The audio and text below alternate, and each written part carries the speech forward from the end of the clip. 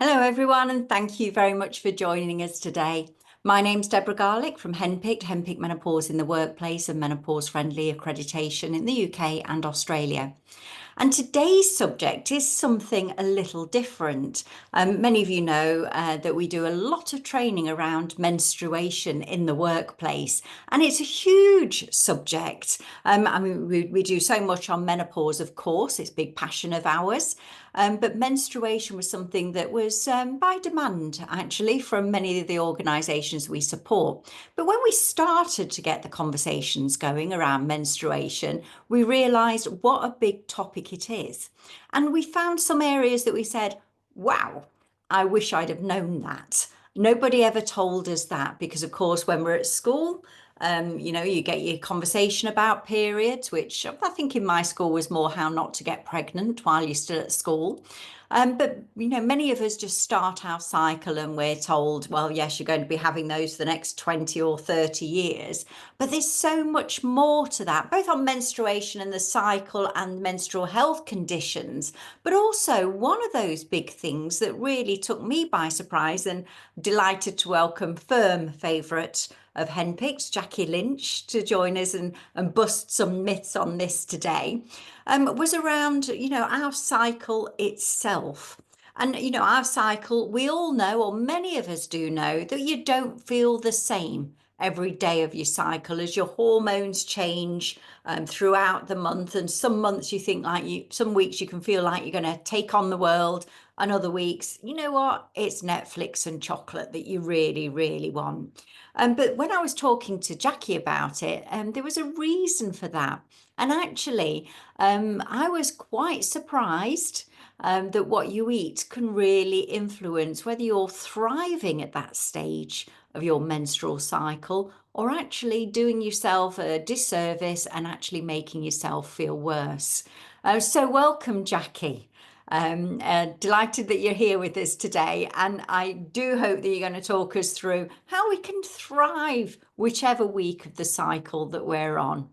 First of all, I'm going to jump straight in and say, actually, can what we eat make a difference to our menstrual cycle and how we experience PMS and our periods? Hi, Deborah. Thanks again for having me. The short answer is yes, absolutely. It can make a big difference. And in a minute, I really will look at stage by stage through the cycle and the different ways that food can help. But the first overarching message, which may not be quite so popular, is to just point out that consistency is everything with menstrual disorders, whether you're struggling with PMS, with period pain, with heavy periods, or some of the diagnosed menstrual conditions. Um, my clinical experience is that it can take up to 3 months to notice a real improvement because we are cyclical beings. Um, and the adjustment of what we're doing, the impact on our cycle, if you like, can take 2 to 3 cycles for the benefits to really show. And there are a few top line things you should be considering as a matter of course, sort of throughout the whole period. Sorry, no pun intended. Um, and that's things like making sure you're having a whole foods diet, that you're not focusing on processed foods. So you're having fresh meat, fresh fish, eggs, plant based proteins such as pulses or soya, for example, and then lots of vegetables. A very sort of simple, basic whole foods diet.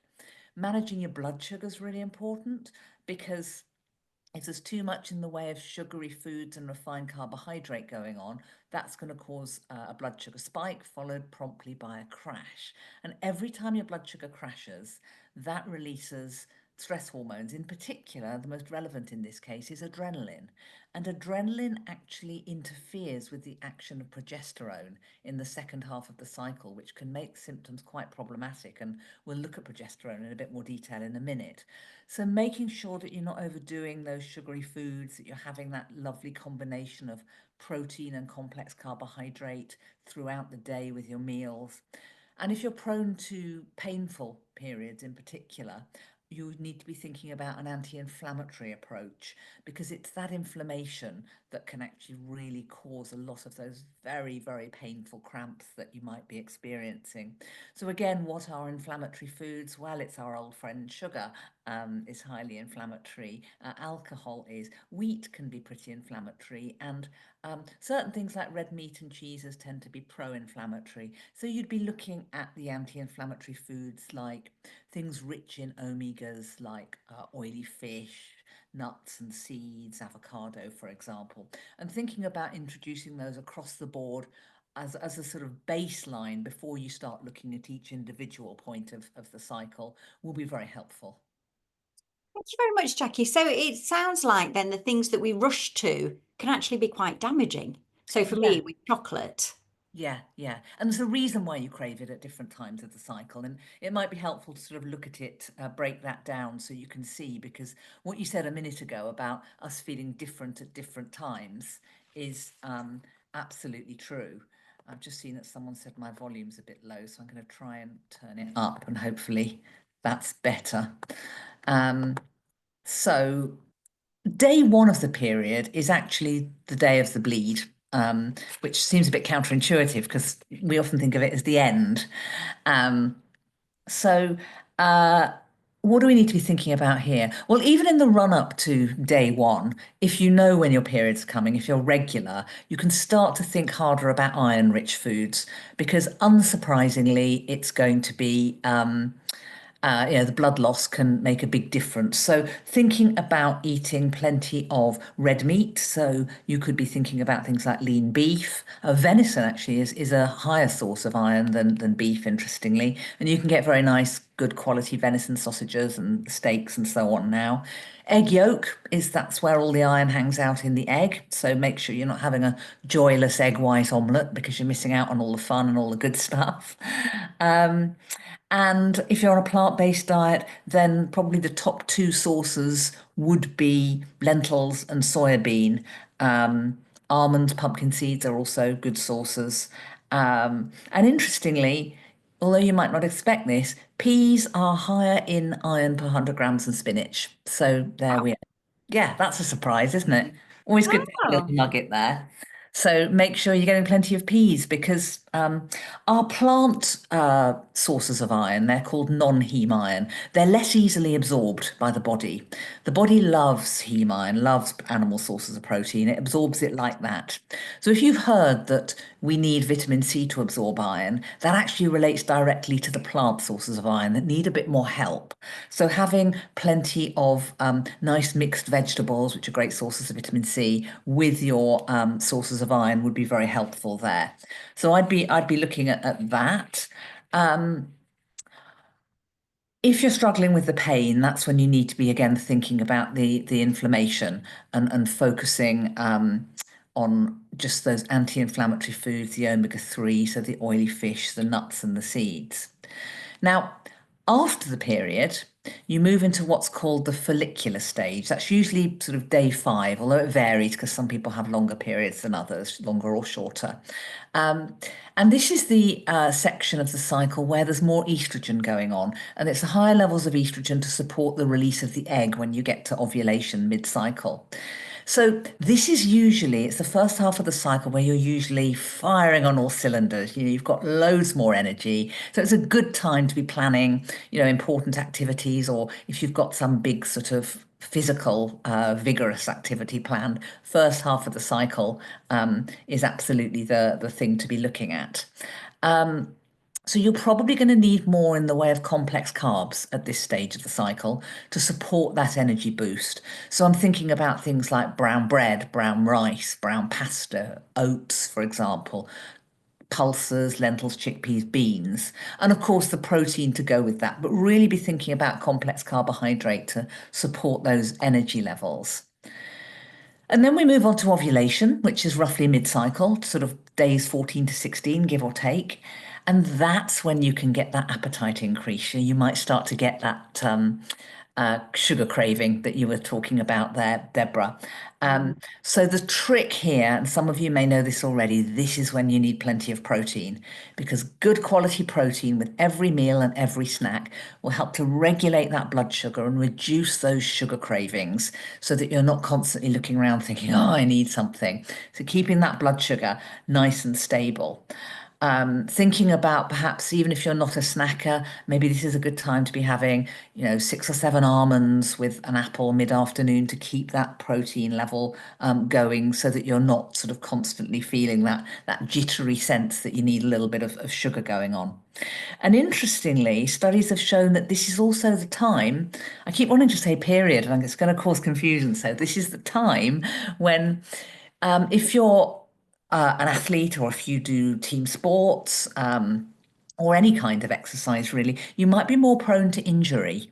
So thinking about supporting your joints a bit more, perhaps having bone broth at this time of the not the period, the cycle, because that way that's going to sort of support the collagen levels and support the integrity of the joint. So you're less likely to get, twisted ankles or muscle strains or whatever.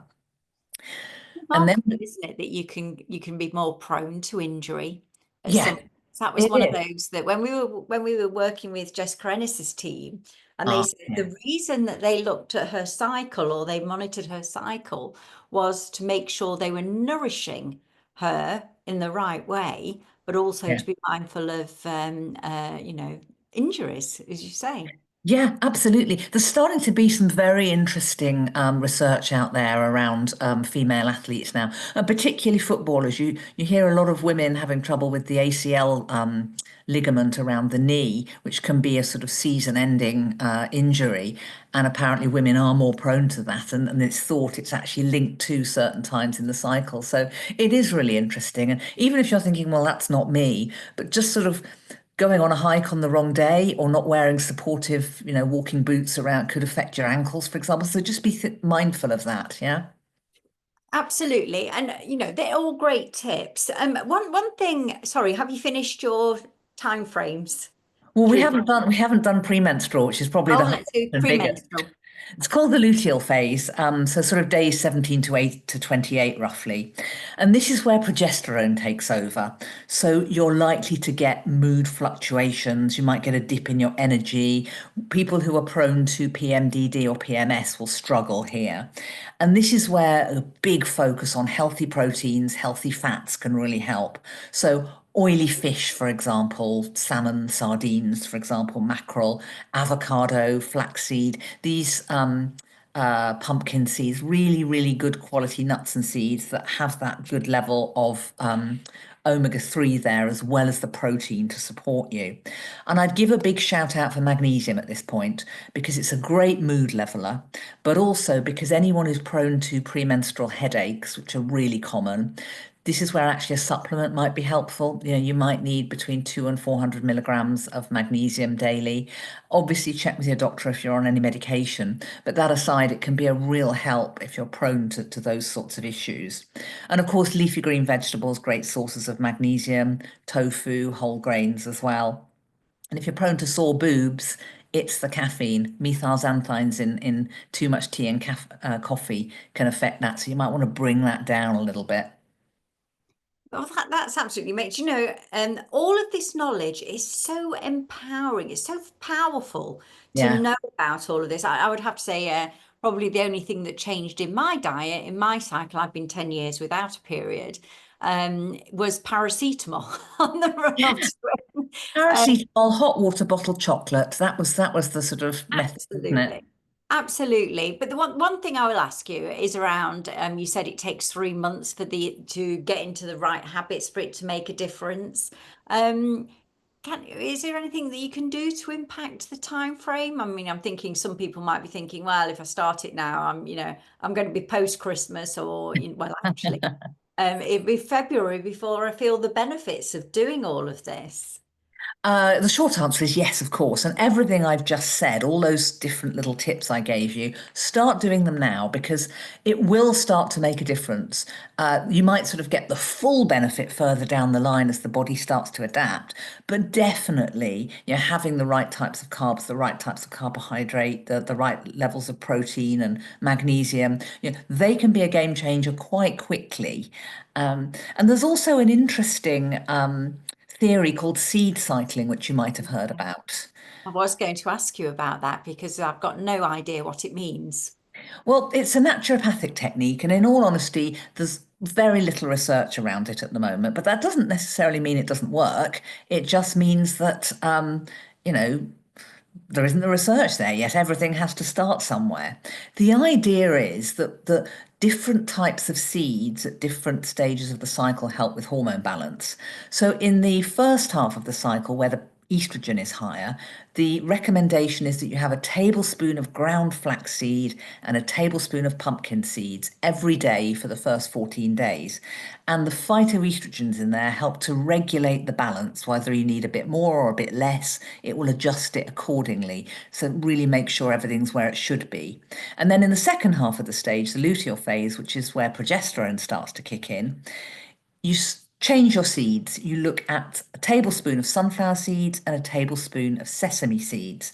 And that way you're getting certain types, certain balance of the omega oils that you need. You're getting selenium and specifically getting vitamin E, which can really help with the regulation and detoxification of excessive levels of progesterone. So there's certainly no harm in trying that, so why wouldn't you? The only reason you'd have to think carefully is if you do have a diagnosed menstrual disorder, so something like PCOS, polycystic ovarian syndrome, or endometriosis, for example. You must check with your doctor before you start playing with seed cycling because you're going to be hypersensitive and it might not be the most appropriate thing for you. But for the rest of us, there's really sort of no harm in trying that. Although what I should say is that it's important that it's not all you eat, just in case you're thinking that. You have that as well as a really good balanced diet, all the protein and the complex carbs and the vegetables that I've talked about. But just try that little balance of the seeds and see if it makes a difference to you. That's amazing, Jackie. And of course, people that are listening into this session today, some of us might still have menstrual cycles, others might be in the perimenopause stage. So maybe, I don't know, periods have gone a little bit bonkers in Yeah. terms of the time. But perhaps you can listen to your body a little bit more because, as I think I confessed it earlier, I was absolutely chocolate mad at a certain point. So clearly, I could have done with upping my protein rather Yeah. than reaching Yeah. for the Mars bar. Oh, I've said it. It's my favorite chocolate. And that's the thing. So the longer you do this, then over the part of the sort of the 3 months, the less likely you are to get the cravings because your body starts to adjust to this new approach. So you can definitely make changes quickly, but some of the benefits will come in a bit later, and you'll start to think, oh, do you know what? Oh, compared to last month, I'm much less craving sugar because I've been keeping going with my protein. And everything that you're talking about is actually good sense for life, isn't it? Absolutely. There's nothing wrong with doing any of this stuff as a matter of course, full stop, frankly. Fabulous. Well, I can see there's quite a few questions coming in, so I'll invite my colleague Sharon in, who I can see has been answering some of the questions. Sharon, over to you. Yes, thanks everybody. Lots of questions coming in, which is great. Just following on from a couple of recommendations, Jackie, that you were talking about bone broth for joints, etc. Any plant-based alternatives that you can recommend was one question.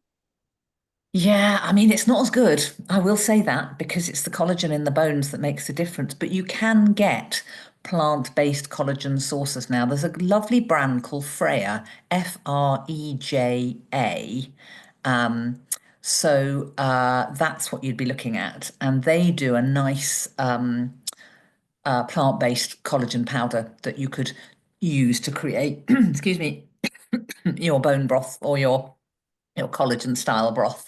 Yeah. Um, so you can get it. But I will say that, sometimes you can't absolutely replicate something and, the animal source is more effective in that respect. Yeah, but maybe better than nothing is what you're Mm, saying. Yeah. for Okay. sure. Yeah. Yeah. Fantastic. Lots of people asking about magnesium. Is there a particular type of magnesium? And is there a particular time of day that you're better to take it? Are you better to take it as a tablet? And if so, what type of magnesium, or are you better to absorb it through the skin? Well, it's a great question. Probably the two forms of magnesium I would generally recommend would be citrate or glycinate. They are both sort of the most absorbable, the ones you'll get the most magnesium from, rather than oxides or sulfates if you're taking them orally. Um, Citrate is particularly good if you've got a bit of a sluggish bowel, because it can speed things along. If you struggle with constipation, particularly in the run up to your period, then magnesium citrate might be a good shout for you. If, on the other hand, you tend to go the other way and things will get a bit loose and tricky, then I would say definitely magnesium glycinate would be more suitable for you. Um, Anything up to 400 milligrams daily, provided you're not already on medication, in which case check with your doctor, because there can be some interactions depending on what you're taking. I would split it. I'd probably have sort of 200 in the morning and 200 in the evening, so that it can really do its work over the course of the day. There's absolutely no problem with using transdermal magnesium rather than oral magnesium. You can get nice lotions and sprays and so on. It depends how much magnesium you need, though. That's probably not going to cut it if it comes to headaches, for example, but it would be very good for sort of general aches and pains and helping to get off to sleep. So it depends what you're wanting the magnesium for, really. Okay, fantastic. Quite a minefield there. So that was great. Thank you for explaining all those different elements of magnesium. Thank you. So they're just coming in thick and fast. But a couple of comments and questions that people have put is, does this work if I'm on HRT, and also as a secondary if I have, say, an IUD and therefore I'm not experiencing periods? Well, I mean, if you're not experiencing periods, it's going to be very difficult to know where you are in your cycle. So I wouldn't be mucking about with seed cycling, because you could be doing entirely the wrong thing at the wrong time. I'd be looking more at sticking to the basics I talked about in terms of the balance of whole foods, anti-inflammatory approach, and so on. This is where you listen to your body. I mean, what's quite interesting, anyone who's postmenopausal, and certainly in the year or two post-menopause, you can sometimes almost feel as if there was a period going on, even though there's no bleed. And there's that sense of, I've got that old backache. I know that feeling.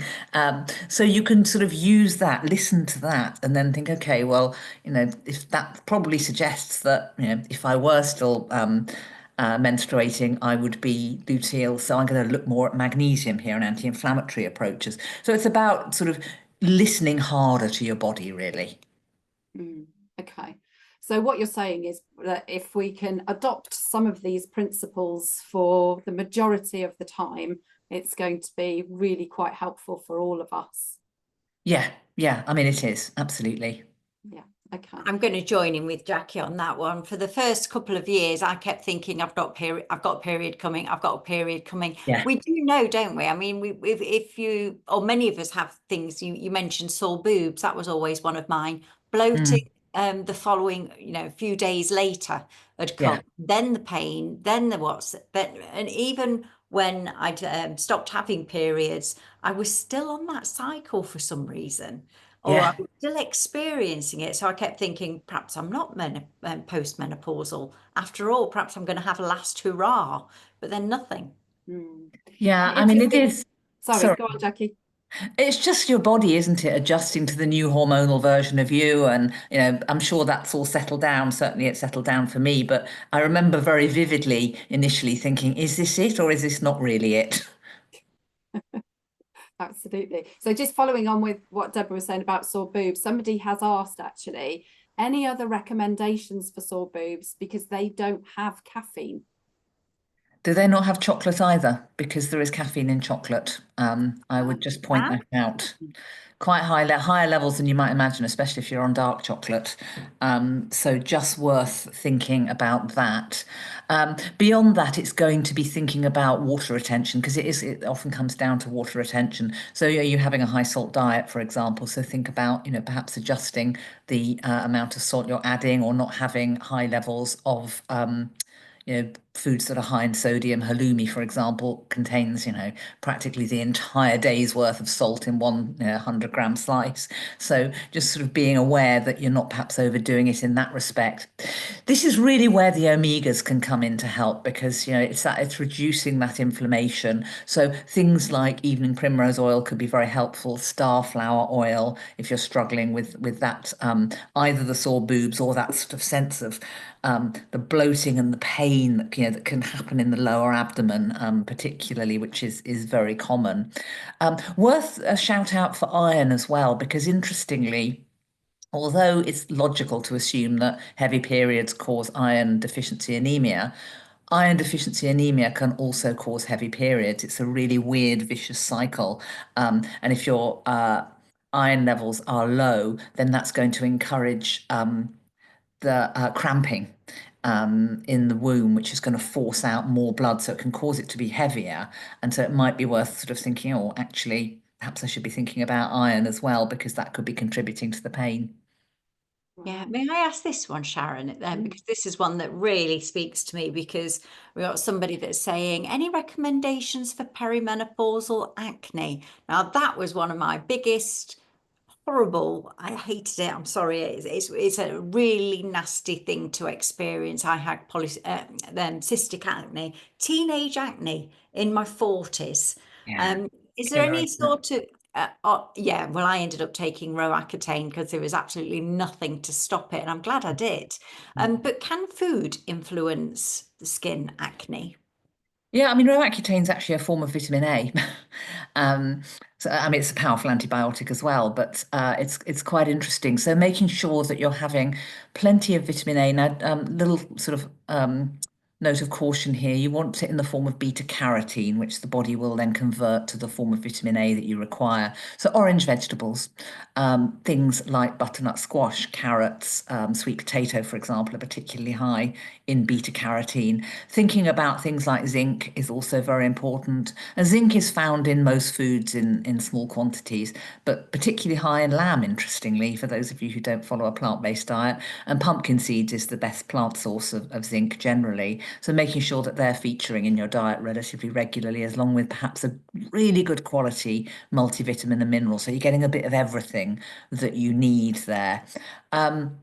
Sugar, I mean, because when it's hormonal, the sugar really does drive the hormones. So of course it's a double-edged sword, isn't it? You're craving desperately that bar of dairy milk, but actually it's the bar of dairy milk that's going to trigger the hormones, which then actually means that ultimately, you're going to get those breakouts. So trying to bring the sugar levels down, getting plenty of vitamin C, because healing the skin is very important, and vitamin C plays a massive role in wound healing. And acne is a form of wound. So if you want to, sort of recover from that and not have the scarring, for example, lots and lots of vegetables in your diet, really important as well. Fantastic. Oh, that's amazing. And that kind of leads on to probably our last question, where somebody's talking about that their immune system is always low in the day before their period, and that they're often ill at the same time every month. They also have endometriosis. Any recommendations for supplements? I know you've talked about a good quality multivitamin, and we've talked quite a lot about supplements, and obviously you've just been talking about vegetables. Anything else that can help? This is a longer game.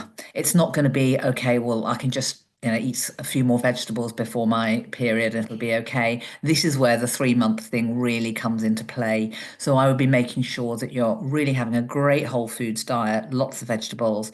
I would look at supporting the gut microbiome, which really determines the strength of our innate immune system. So you might want to start having regularly fermented foods. So kefir, kimchi, sauerkraut, or low sugar kombucha, for example, and having that over a period of 3 months. You could consider taking probiotics if you don't fancy the sound of any of those. A good quality probiotic. I don't mean those milk drinks. I mean therapeutic capsules. A couple of good brands would be Optibac or BioCult that you can get very easily in most chemists. And think about doing that. So you're giving that sort of long-term support, because it's not something you can fix overnight, that it's going to be a slightly longer game. Thank you, Jackie. It's so interesting. Really, really appreciate that. Absolutely. So, and the half hours just whizzed by, and I can see Oh, lots of goodness. comments from people saying, thank you very much. Is this available on a fact sheet, or is this available? Of course, you can rewatch this again. We do put the notes. You can find all of this free, available, no paywall on the henpick.net. And thank you, Jackie. Hold it up again, please. If you want to know more about Jackie Lynch, I highly recommend her wonderful books. That one's Happy Menopause, but you know what? She just gives you good information, good sound, practical information that doesn't suck the fun out of life. So thank you very much to everyone for joining us. Thank you very much, Jackie Lynch, and of course the wonderful Sharon Vibert. Have a wonderful day all. Thank you.